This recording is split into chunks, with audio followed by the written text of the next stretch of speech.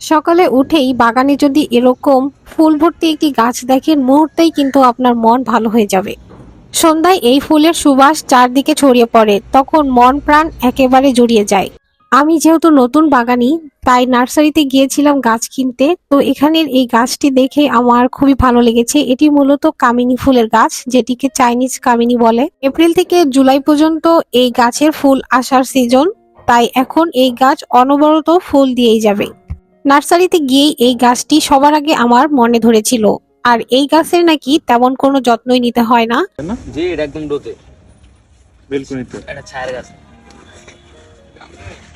মানে সবসময় রোদে নাকি বেলকনিতে? সব রোদ এক ঘন্টা খানেক আসলে চলবে। আর পানি কেমন দিতে হবে? পানি দিবেন সীমিত। তো বাগানের মালিকের কাছে শুনে নিলাম কিভাবে গাছের যত্ন নিতে হবে। তো সে সবকিছুই বলে দিল। শুধুমাত্র জৈব সার দিলেই এই গাছ ভালো মতো ফুল দেয়, এবং যে সময় ফুলের সিজন এই সময় নাকি কাটিং করা যাবে না কোনোভাবেই।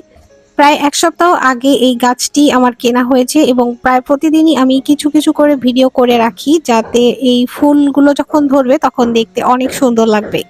এক সপ্তাহ পর কলিগুলো যখন পরিপূর্ণভাবে ফুটার পর্যায়ে চলে এসেছে, দেখুন তখন দেখতে কতই না ভালো লাগছে। আর সব থেকে বড় কথা হচ্ছে, যখন এই গাছের পাশে বসে থাকবেন, এর থেকে যে গন্ধ বা সুবাসটা আসবে, এতে আপনি পুরোটাই পাগল হয়ে যাবেন।